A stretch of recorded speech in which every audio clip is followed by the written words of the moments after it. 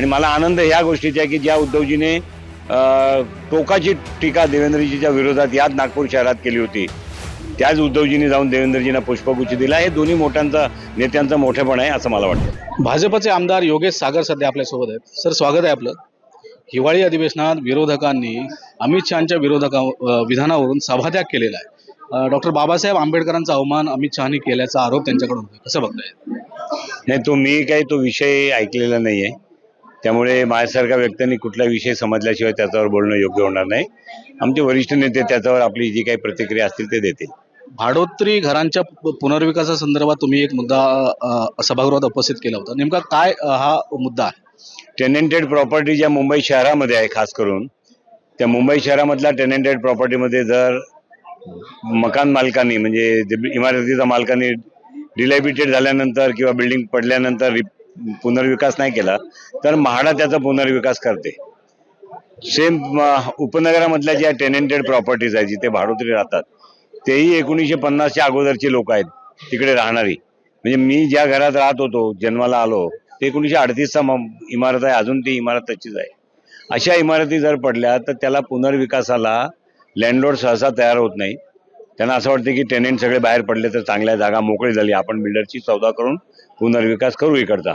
पण त्या संदर्भात सरकारचा धोरण 2019 साली सरकारने या संदर्भात कायदा केला, पण 2014-2034च्या DCPR मध्ये तो DCR इन्क्लूड केला गेला नाही, त्यामुळे तो अर्धवट DCR आहे.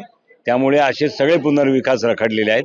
माझी सरकारकडे मागणी होती की ज्या उपनगरामधल्या बिल्डिंग आहेत, घरमालक जर बिल्डिंग पुनर्विकास करत नाही तर भाडोत्रींना अधिकार दिले ते DCR मध्ये इन्क्लूड करून घ्यावे आणि भाडोत्रींना त्याचा अधिकार देण्यात यावे. त्याच्यामुळे शेकडो भाडोत्री आता बाहेर आहेत, हजारो बिल्डिंग शेकडो असतील, भाडोत्री हजार बाहेर, त्यांना सगळ्यांना न्याय मिळेल.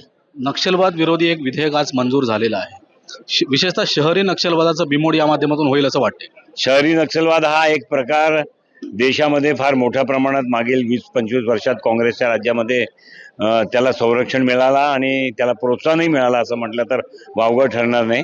आणि त्यामुळे अशा ज्या नक्षली एरिया होते किंवा नक्षली ॲक्टिव्हिटिस्ट होते त्यांना कंट्रोल करण्यासाठी हा कायदा आलाय. आणि निश्चितपणे माननीय पंतप्रधान नरेंद्र मोदीजी यांच्या नेतृत्वात माननीय अमित शहाजींनी जसं गृहमंत्र्यांनी सांगितलं होतं की 26 जानेवारी 2026च्या अगोदर आम्ही शहरी नक्षलवाद पूर्णपणे खतम करणार, त्याच्या संदर्भातला हा कायदा आहे. कालपर्यंत देवेंद्र फडणवीसांवर खालच्या पातळीत टीका करणारे उद्धव ठाकरेंनी त्यांची भेट घेतलेली आहे. कसं बघता येईल? हे राजकीय औपचारिकता आहेत. माननीय उद्धवजी देवेंद्रजीच्या भेटीला आले, त्यांना पुष्पगुच्छ दिला, त्यांचं स्वागत केला. ही महाराष्ट्राची संस्कृती आहे. आतापर्यंत त्याला एक वेगळा वळण होता. देवेंद्रजींनी आपल्या भाषणात सभागृहामध्ये सांगितलं होतं की हा संवाद तुटला नाही पाहिजे, त्याची सुरुवात उद्धवजींनी केली आहे. आणि मला आनंद ह्या गोष्टीचा आहे की ज्या उद्धवजीने टोकाची टीका देवेंद्रजीच्या विरोधात याच नागपूर शहरात केली होती, त्याच उद्धवजींनी जाऊन देवेंद्रजींना पुष्पगुच्छ दिला. हे दोन्ही नेत्यांचं मोठेपण आहे असं मला वाटतं. धन्यवाद सर, MTVशी संवाद साधल्याबद्दल. तर हे होते भाजपचे आमदार योगेश सागर. कॅमेरामन आलेख चाळकेसह मी सुहास शेलार, MTV नागपूर.